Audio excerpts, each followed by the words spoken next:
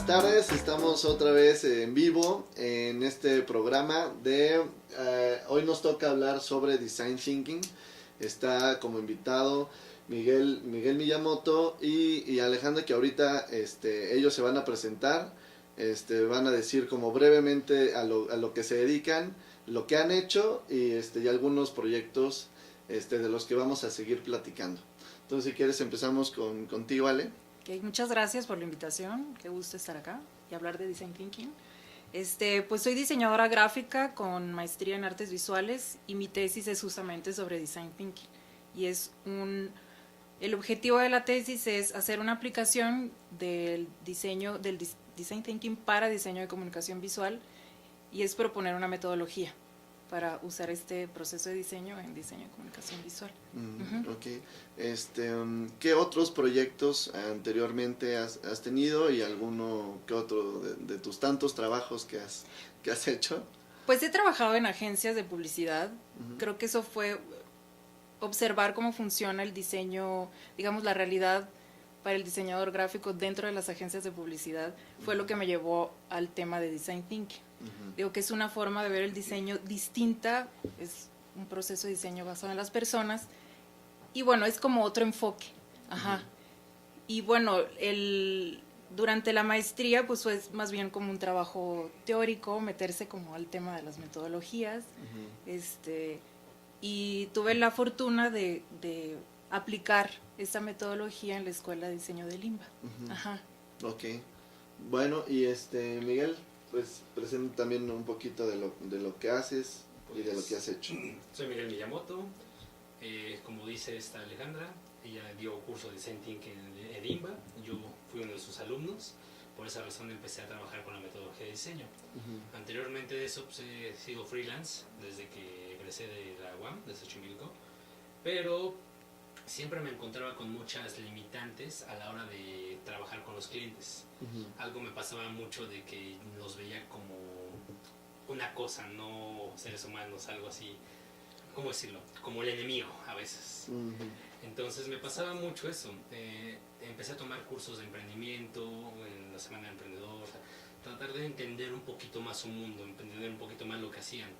Pero no fue sino hasta el Design Thinking que entendí que no solamente se trataba de entender su mundo, sino entender a la persona con la que te estabas comunicando y a qué personas quería él comunicarse. O sea, era realmente establecer un método de comunicación directo, no solamente un discurso gráfico, icónico, que es como lo que mucho te manejan en la escuela, o sea, establece símbolos, establece iconos, establece una relación simbólica entre clientes.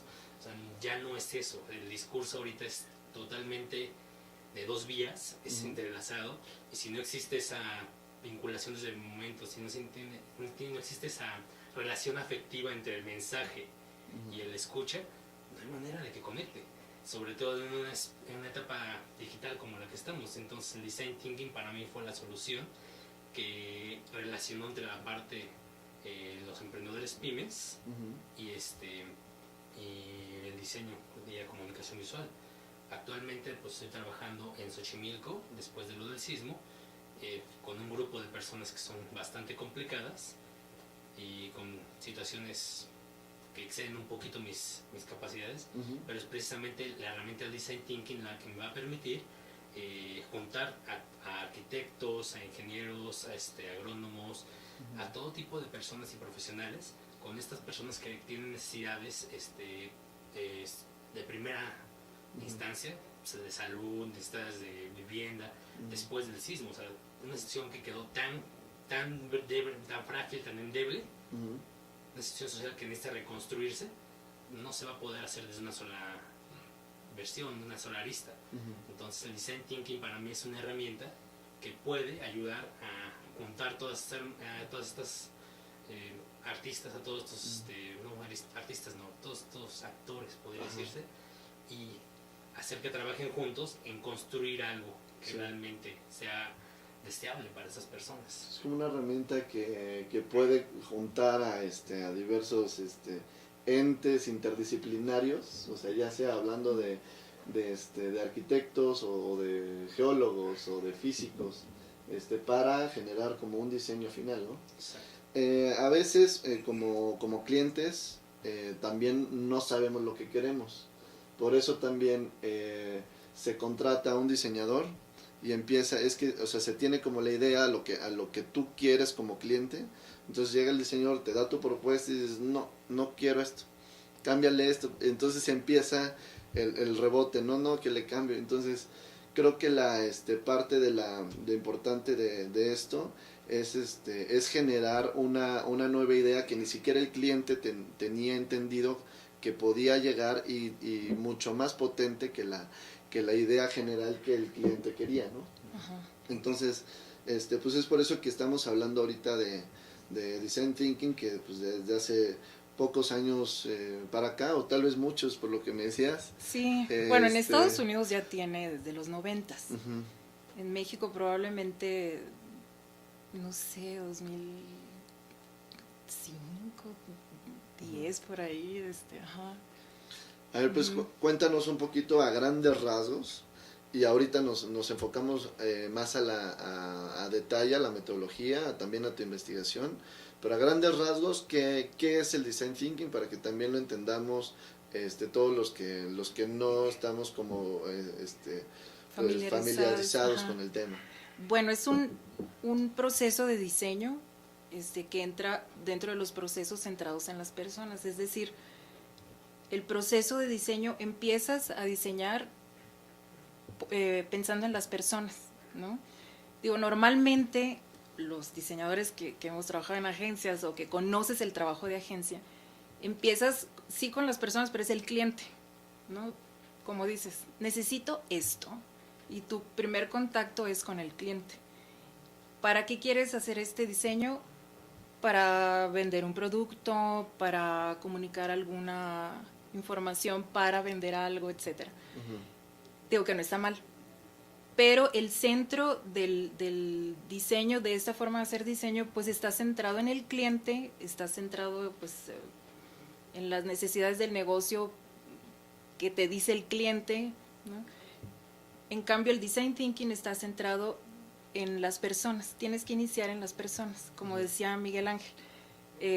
Si estás diseñando, no estás diseñando para el cliente le va a mostrar eso a alguien más, que es el que va a ver tu diseño, el que va a usar el diseño.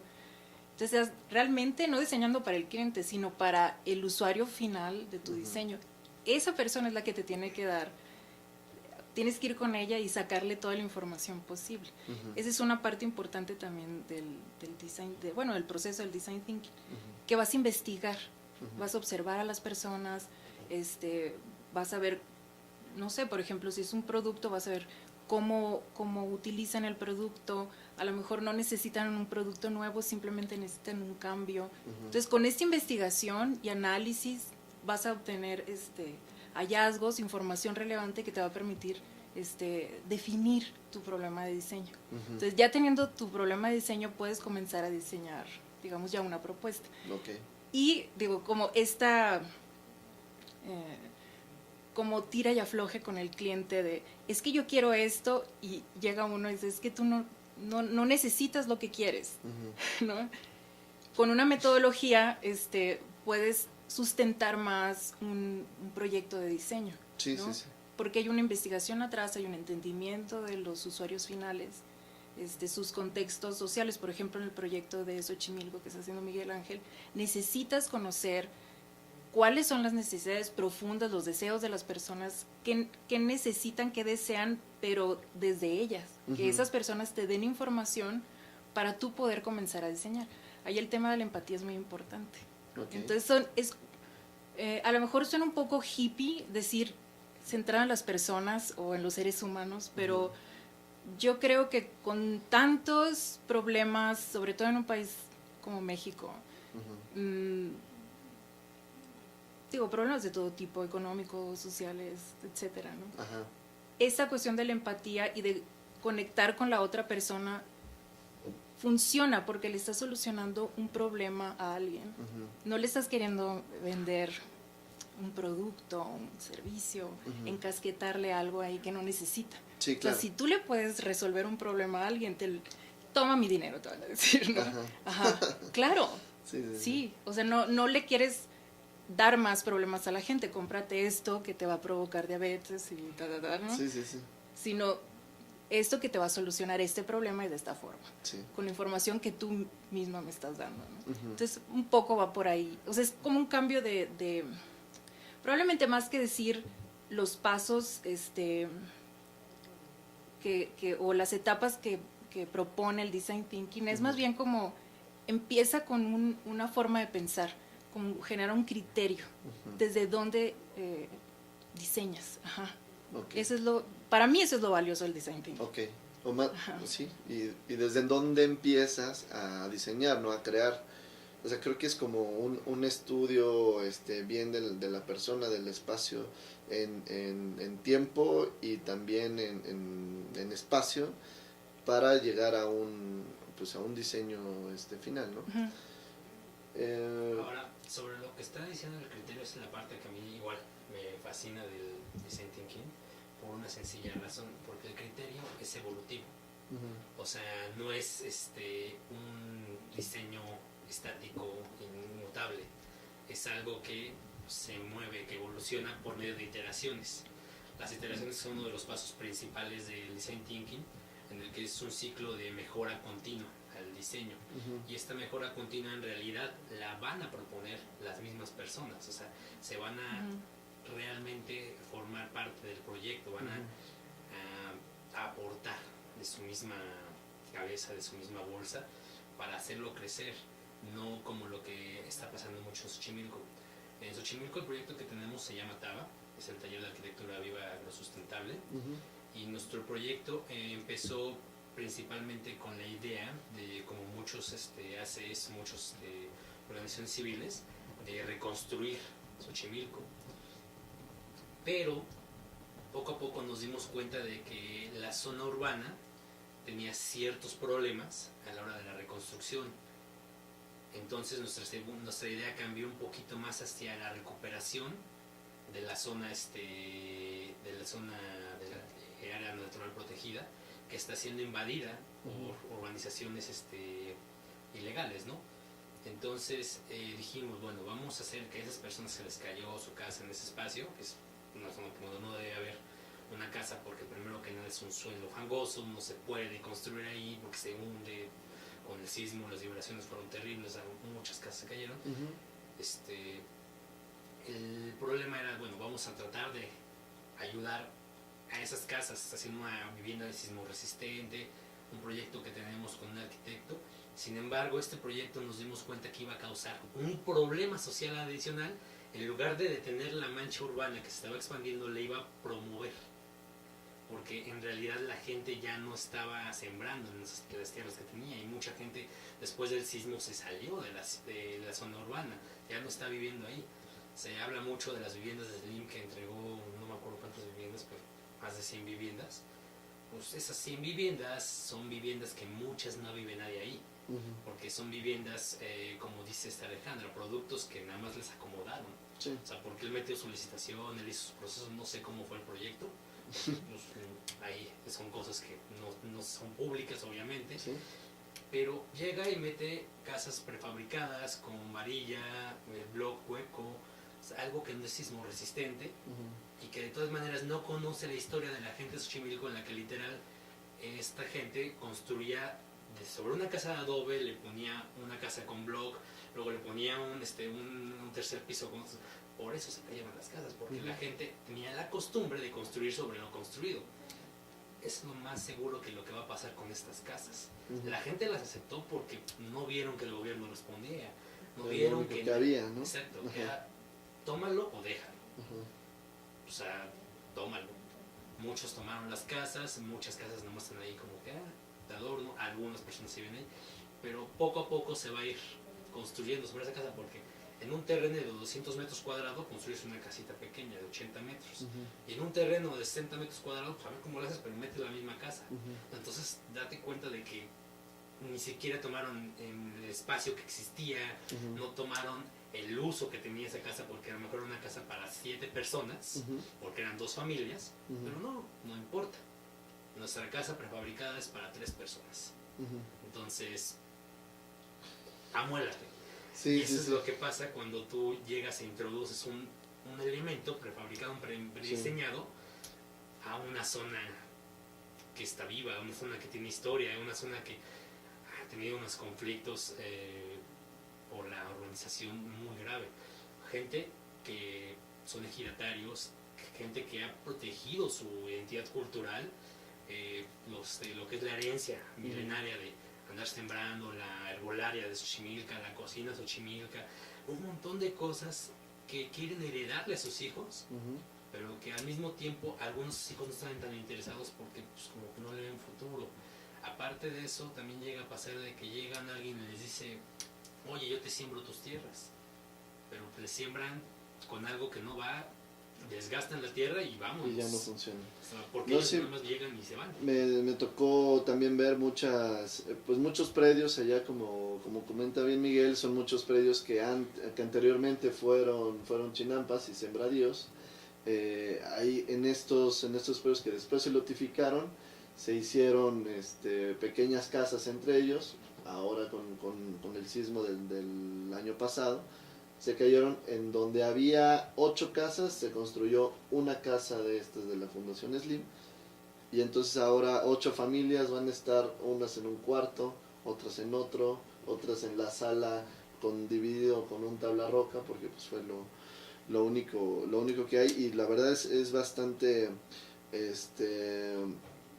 mientras escalas más un proyecto, mientras más grande sea, hablando de arquitectura, hablando de urbanismo, el diseño pues se vuelve más complicado.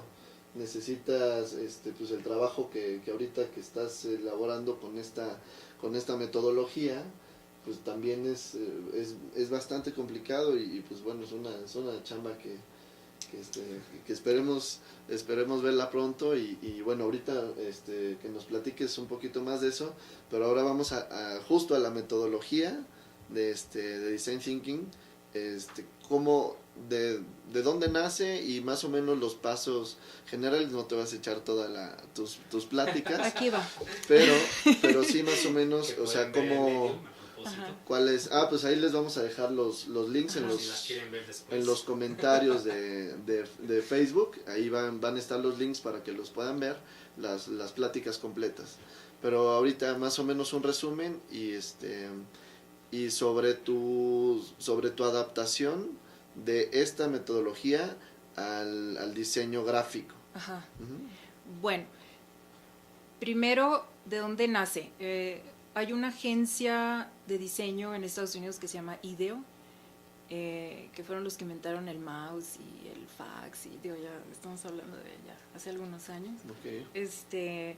Justamente cuando comenzaron a diseñar productos y luego hicieron la transición hacia diseño de experiencia o diseño de servicios, fue cuando se vieron en la necesidad de comenzar a diseñar bajo otras reglas, y es cuando nace Design Thinking. Digo, tomaron de muchos lados, no te voy a decir el Design Thinking es algo nuevo y completamente nuevo y nació de las mentes de Tim Brown y así, no. O sea, tomaron de muchos lados, pero lo valioso fue que lo organizaron de una forma como una metodología. Ajá. Digo, hay libros de 101 ejercicios de creatividad, etcétera. Uh-huh. Pero como te decía antes, la parte de los criterios, la forma de pensar, es algo muy importante que está antes de los pasos o las etapas para hacer esta metodología. Está, yo creo que eso. Y es primero pensar en las personas, por ejemplo, lo de los grupos interdisciplinarios, que es lo que dices, ¿no? Juntar arquitectos, agrónomos, etcétera. Eso es lo que se propone, trabajo en equipo, el tema de la empatía, etcétera. Uh-huh. O sea, como juntar varias ideas de varias áreas para resolver un problema. Uh-huh. Ajá. Todo el conocimiento, o sea, no es una sola persona con solamente diseñador o como el genio solitario, Uh-huh. Eso no. Uh-huh. Ajá. Bueno, y de las etapas, primero, como te decía, empiezas con las personas, que es la parte, bueno, que observas, haces entrevistas, grabas y haces un análisis de qué es lo que estás observando Digo, tienes más o menos cuál es el problema de diseño.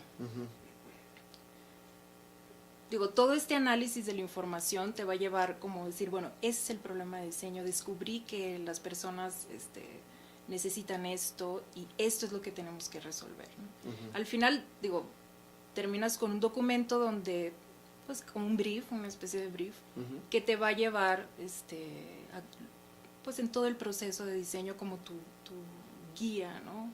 ¿Cuál es la meta de todo ese proceso? Okay. Después generar ideas alrededor pues del problema de diseño, hacer prototipos. ¿Ideas ya del diseñador o ideas en conjunto también de los que estén involucrados? De los dos. Ajá. O sea, la parte de co-creación y codiseño también, por ejemplo, en Xochimilco muchas de las soluciones van a salir de las personas. O sea, puedes hacer un trabajo, un workshop con la gente de ahí y vas a obtener soluciones que ellos mismos te van a dar. Pues para mí sería mejor que mi casa fuera de tal forma. Pues porque ellos viven ahí, ellos saben cómo puede conseguir ser. qué es lo que aguanta más en ese tipo, o sea, por herencia cultural también. Y generas ideas, se evalúan las ideas, se pueden evaluar tanto el equipo de diseño o con las personas que van a utilizar el diseño. La que gane, pues pues es la que se realiza. Y como decías antes, ¿no? El proceso de iteración, de poder regresar. En algún momento de la parte de evaluación vas a decir, chino, esto no funciona, hay que cambiar esto, te regresas, hay que generar más ideas, hay que prototipar otra vez, evaluar otra vez. A lo mejor, o sea, es un proceso que está en constante evaluación y te permite regresar a las etapas anteriores y retomar desde ahí para encontrar una propuesta nueva, una propuesta más adecuada. Y la ventaja es de que es un desarrollo rápido, es un desarrollo dinámico. Entonces no inviertes demasiado tiempo, demasiados recursos, porque va evolucionando poco a poco. Esa es una de las o sea, ¿tiene una temporalidad? O sea, ahí depende mucho de cómo va la dinámica en general, pero puede ser en sprints, en algunos casos, o pueden ser grupos completos, como dice ella, sobre un mismo problema que va cambiando. A nosotros lo que nos ha pasado nos va a funcionar, yo creo porque todavía estamos trabajando en ello, es de que, por ejemplo, en Xochimilco hay varios grupos que están trabajando sobre varias áreas. Hay unos grupos que están trabajando sobre derechos civiles, hay unos grupos que están trabajando sobre la reconstrucción, hay unos grupos que están trabajando sobre la promoción y la comercialización de plantas de huertos, plantas de comestibles. Hay muchos grupos que están trabajando en muchos tipos de cosas. El asunto es que exactamente cada uno de esos actores va a tener sus requerimientos específicos. O sea, no es tanto como que la idea que gane, sino que la meta es de que las ideas sean deseables, sean viables. Entonces, es la que sea más adecuada para empezar a emprender el proyecto. Pero, por ejemplo, si creemos que la reactivación económica de Xochimilco es por medio de reactivar todas las tierras para sembrar, bueno, esto requiere ciertas cosas, pero no por eso vas a dejar de lado que están viviendo en casas temporales. Entonces no puedes decirles, bueno, sí, luego arreglamos lo de las casas. Entonces lo que pasa es de que genera un segundo grupo que está trabajando sobre lo de las casas. Y entonces esa es la ventaja del design thinking, que te permite, ya una vez que vas manejando la metodología, desarrollar diferentes áreas, diferentes de trabajo. Porque, por ejemplo, yo puedo coordinar a estas personas integrales, un ingeniero agrónomo, un biólogo, un herbolario, o sea, varias cosas que necesitan este grupo. Pero este grupo va a necesitar que te traiga un arquitecto, un urbanista. O sea, ¿por qué? Porque no solamente se trata de comunicarse e integrar las ideas. Y pues, ¿qué haces con las ideas? Bueno, ya tenemos un montón de ideas en post-its o donde los quieras poner, porque como les encanta decir lo de los post-its. Es como el emblema del design thinking, los post-its. Pero y un Sharpie. No solamente exacto, un Sharpie. Sí, es el escudo, el post-it y el Sharpie. Se me imagino los muros llenos de post-its y de colores. Y de colores para agrupar mejor, por favor. Entonces, lo que pasa es de que no solamente es que tenga los post-it y ya, sino que son ideas, cada uno de estos post-it, cada una de estas cosas, son ideas que pueden tener una cierta opción viable. Y entonces hay que ver cuál es más viable, cuál es más factible. Y entonces ya encontrar los elementos que nos va a ayudar para llevar a cabo estas ideas, ya sea una organización civil que en particular se dedica a ver grupos de derechos civiles, o un grupo de comercialización, o una cámara de comercio en un caso específico, o si vamos a ir con gobierno central o gobiernos de la alcaldía, ¿quién nos va a ayudar a llevar a cabo estas ideas? Porque estas ideas ya son deseables, ya son viables, porque la gente de aquí lo va a poder hacer posible. Pero necesitamos que sean factibles, necesitamos un nuevo elemento. Entonces, eso es parte de lo mismo que va haciendo el design thinking, te va permitiendo que poco a poco cada una de esas ideas vaya encontrando su camino para desarrollarse. No solamente es como descartamos esta idea porque escribieron el post-it amarillo y no me gusta el amarillo. O sea, no es tan simple. Es un trabajo constante.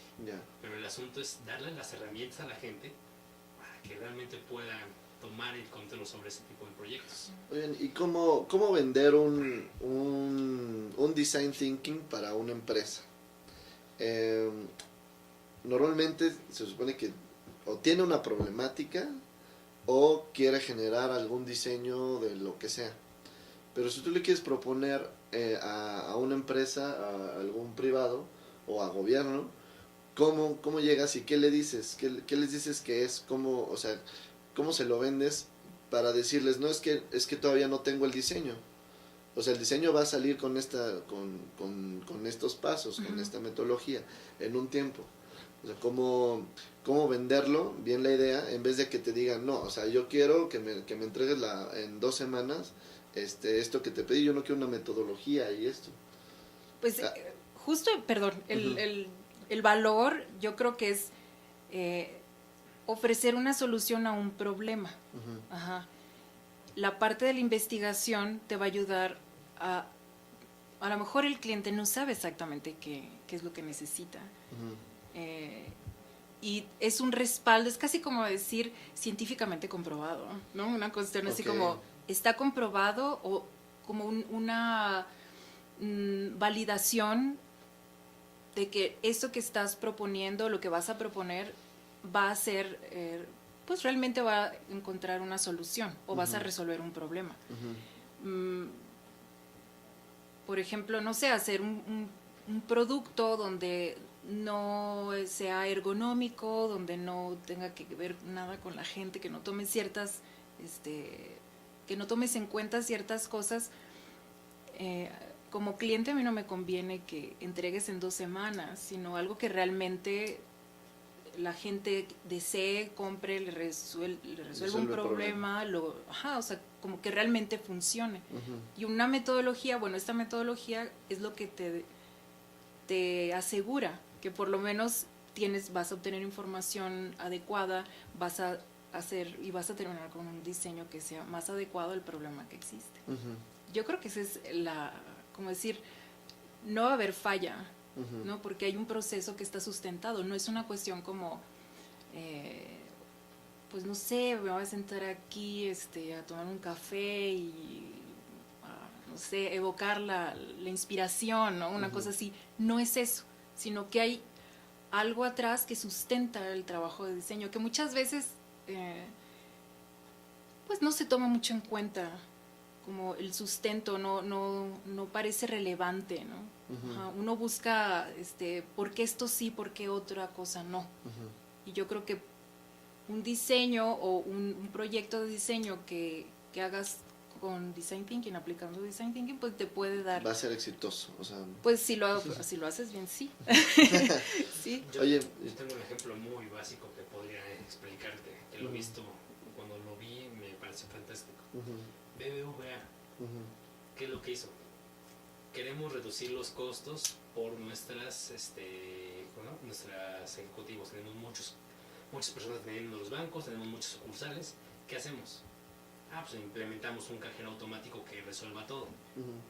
Implementaron 1, implementaron 2, poco a poco fueron haciendo las cosas, pero no tenían el mismo impacto porque la gente no estaba cómoda con esta tecnología, por la interfase, por muchas cosas, porque decías, no, pues cómo voy a meter mi dinero, o sea, qué onda, o sea, no le parecía lógico, con todo y que la tecnología lo permitía. Nunca fue un problema de tecnología, fue un problema de adopción de la tecnología y de la interfase.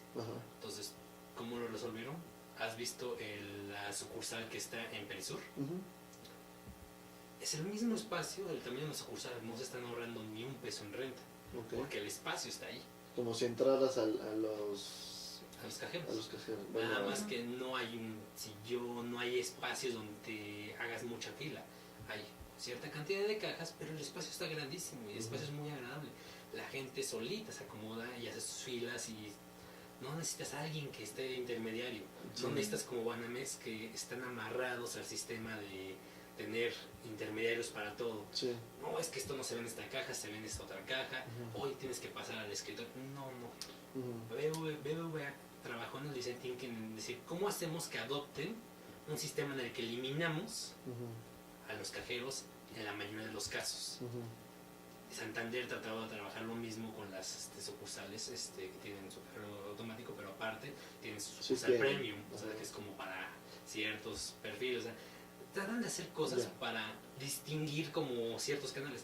Pero eso tiene que ver con el design thinking, porque la observación de darse cuenta de cómo la gente trabaja, cómo la gente decidió que BBVA quería mandar dinero por medio de un SMS, o por dinero por medio de un WhatsApp. O sea, ¿cómo es que ya puedes mandar dinero de esa manera cuando todo era, pues, mándame un número de cuenta, número de clave, o sea, todo un proceso? ¿Cómo más simple? No, casi un estudio sociológico y psicológico también, porque no toda la gente está tan abierta, y también si tú propones algo que está fuera de la concepción humana, entonces no es tan fácil de adaptarse, ¿no? Y BBVA tiene un departamento específicamente diseñado a proyectos digitales. Todo el tiempo. Es design thinking, trabajan con design thinking. Programadores, diseñadores principalmente. Y bueno, ahorita de lo de tu tema de tesis de la maestría, que es la adaptación de design thinking al diseño gráfico, pues cuéntanos un poquito de esto. Pues hice la aplicación en la Escuela de Diseño de Limba como parte de la oferta de educación continua. Era un grupo mixto, licenciados en diseño gráfico, gente de la maestría y del EDIMBA, había mercadólogos, un diseñador de interiores. Era como un grupo mixto. Como dos artistas, ajá. Y yo creo que lo que me gustó más del taller, de los resultados, fue que no importaba de qué área del diseño, o sea, o en que si eran licenciados o maestros, o los problemas a los que se abocaron eran muchos, bueno, todos cabían en esto de diseño social. O sea, temas de empleo, movilidad, educación, ¿no? Eso, que les afectan a todos, o sea, independientemente de lo que sea. Sí. Y digo, bueno, las carreras que habían estudiado, digo, sobre todo, por ejemplo, el chico de diseñador de interiores, pues su conocimiento era uno distinto al que había estudiado en mercadotecnia o al diseñador gráfico. De todas formas, conociendo los criterios del design thinking, el proceso de diseño, llegaron, o sea, esos se abocaron a esos problemas. Y bueno, o sea, se me hizo padre porque pensé, bueno, no solamente como diseñador gráfico no es la única cosa que puedes hacer, sino que puedes darle un giro donde puedas tener como pues, por ejemplo, una comunicación visual adecuada, que sea funcional, que cumpla con el objetivo, pero también, pues, no dejar de lado la cuestión de negocio, y que le resuelvas un problema a las personas, que no dañe el medio ambiente, o sea, que son cosas que tome en cuenta el design thinking. Y todos los proyectos tuvieron salidas de negocio. O sea, por ejemplo, sí, o sea, una metodología para enseñar a niños a leer en preescolar, una agencia de publicidad que tome alumnos que están haciendo su servicio social. Ujú. Entonces eso es padre porque no deja sentido ningún área, digamos, ¿no? Okay. Entonces puedes juntar lo del área, digamos en este caso diseño de comunicación visual, con la cuestión del negocio, con el tema de las personas, o sea, no quitar la empatía de ahí. Y también no afectar al medio ambiente, digo que es otra cosa del tema de la sustentabilidad que es muy importante, ¿no? Ujú. Entonces como que puedes abarcar todo, no porque sea diseño basado o centrado en las personas significa que es una cosa hippie de que no vas a cobrar, ¿no? Ujú. Puedes hacer un negocio, puedes tener un plan de negocio De donde ahí no sale. afectes a nadie, ¿no? Ajá. Y que sea todo, pues que sea padre, ¿no? Okay. Esas fueron las cosas que me gustaron más. Digo, creo que hay otras cosas que se pueden añadir, por ejemplo, darle más fuerza a la cuestión de negocios. Invariablemente, si llevas el proceso como, pues no sé, el proceso de design thinking, vas a encontrar forma de cómo hacer un negocio de eso que estás haciendo, ¿no? Ajá. Okay. Se puede hacer. Ujú. Ujú. Bueno, pues es bastante interesante. Eso es otro tipo de diseño y también de proceso. Yo lo más valioso que veo es que justo como el programa pasado que hablábamos de diseño participativo, pues quitas, ¿no? Quitas como la injerencia tan específica de un diseñador, o sea, ya sea arquitecto, ya sea, o sea, que quiere tener su marca, también su mismo carácter visual, ¿no? Que muchos quieren, sí, este es de tal diseñador, Ujú. seguro este es de tal arquitecto.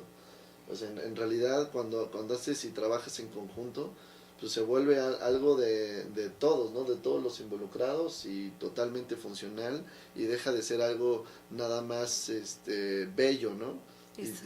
Y entonces, aparte de ser eso, de haber tenido el involucramiento del usuario final, pues tiene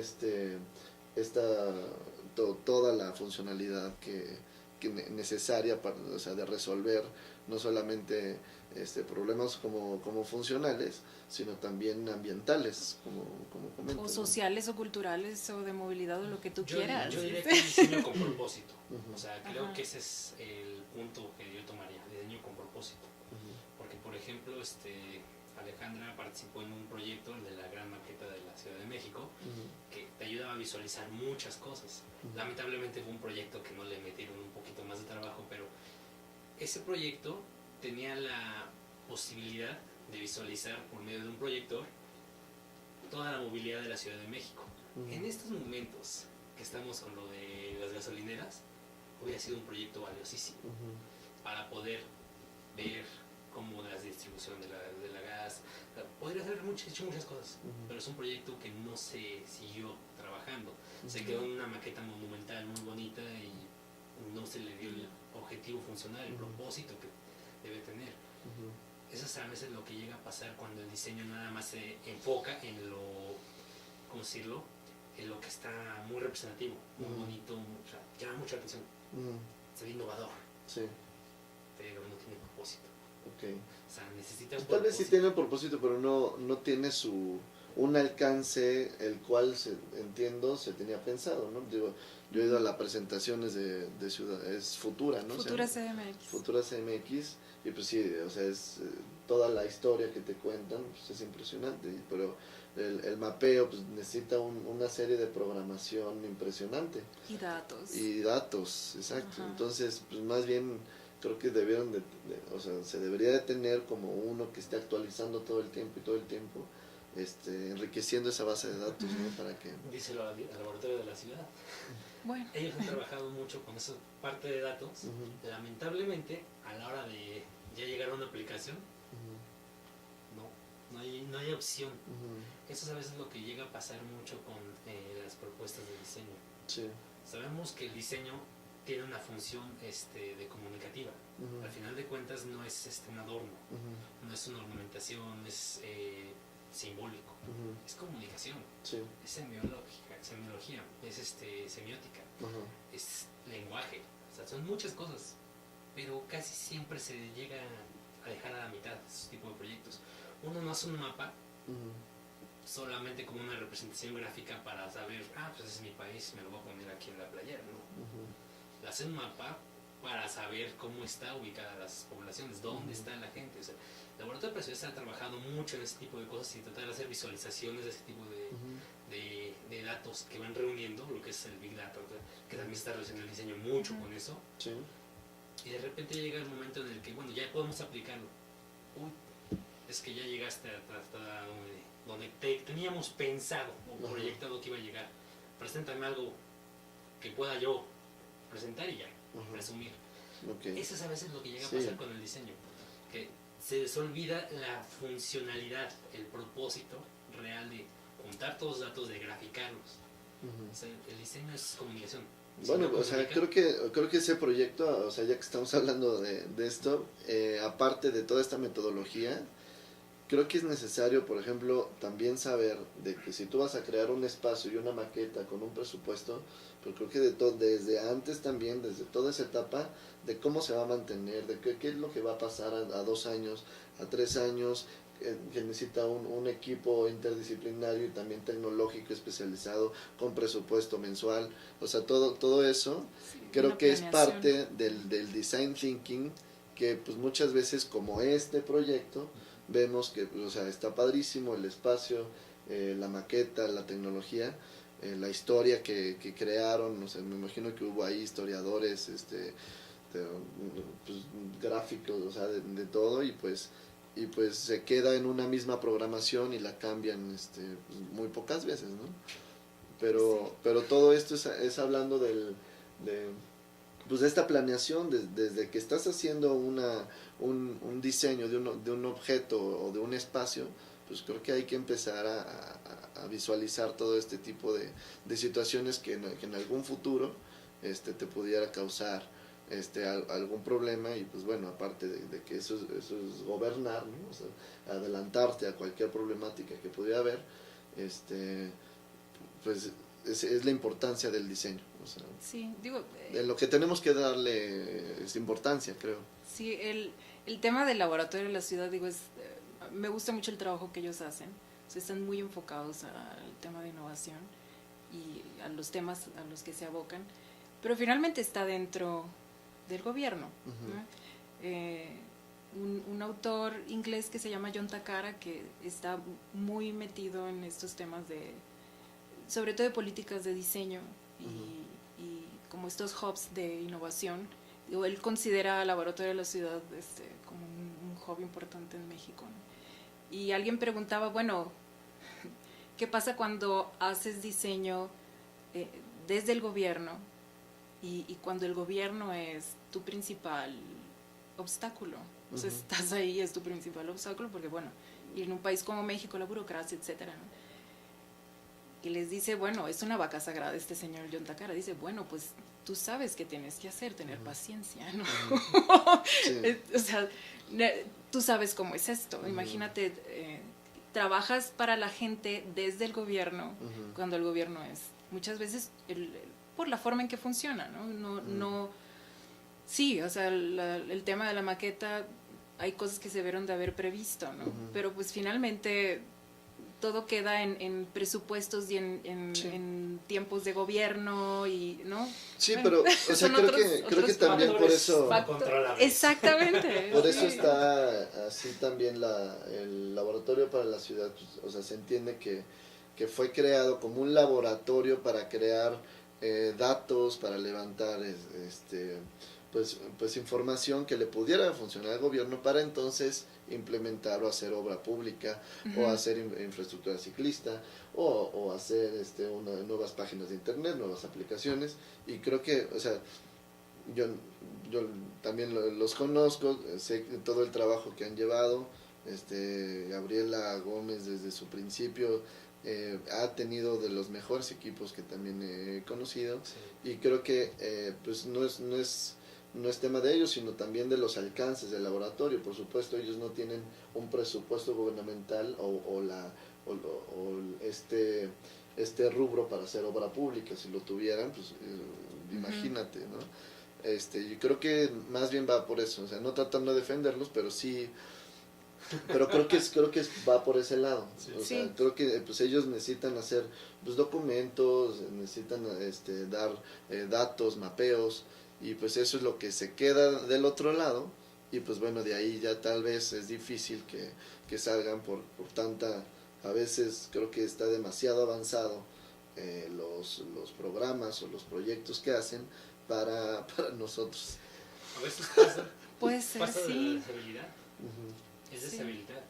Si tú le dijeras a todas las personas de Iztapalapa cuántos de ellos se transportan al día y cuánta superficie tienen para poder construir otras cosas, y les dieras la oportunidad para construir algo así, y hicieras infraestructura para ellos, créeme que no estarían dando la vuelta. O sea, Iztapalapa es la delegación que más va de un lado a otro, y eso me enteré por la vuelta de la ciudad.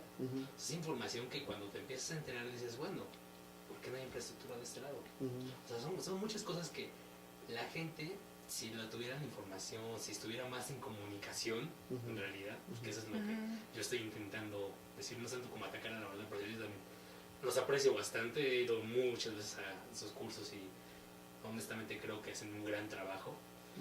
Lamentablemente, su gran trabajo se queda en la parte no visual, o sea, no está a la vista del público. O sea, yo como diseñador los conozco su trabajo. Dentro del gremio, pues hemos oído bastante qué es lo que hacen.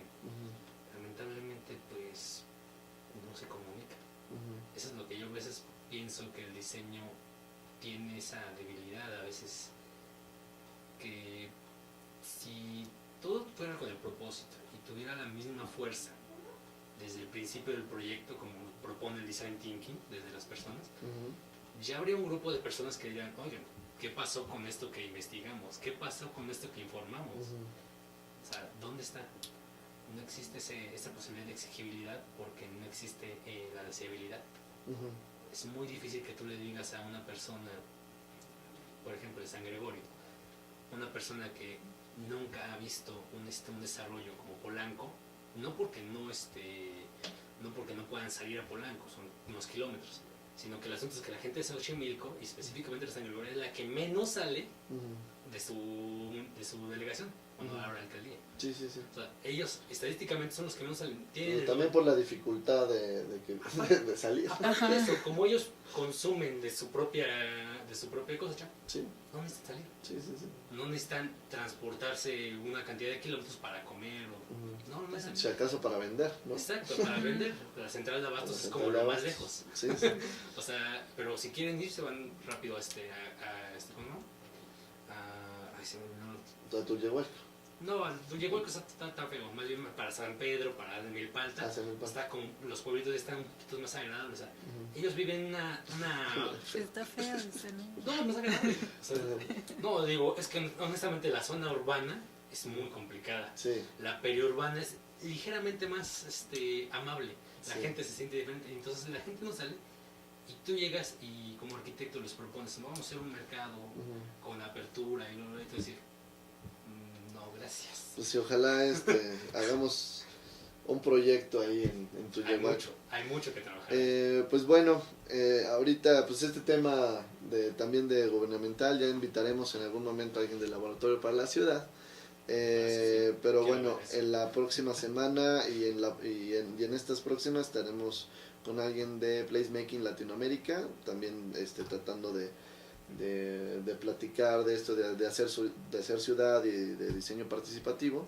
Pero pues muchas gracias por que hayan venido a platicar de este tema tan importante para todos los diseñadores, aunque nos desviamos un poquito del tema, pero pues al final de cuentas esta metodología nos puede funcionar para cualquier tipo de proyectos de los que estábamos hablando, ¿no? Pues muchas gracias y nos vemos la próxima semana, ya saben, aquí en Canal Diseño MX a las 6 de la tarde los jueves.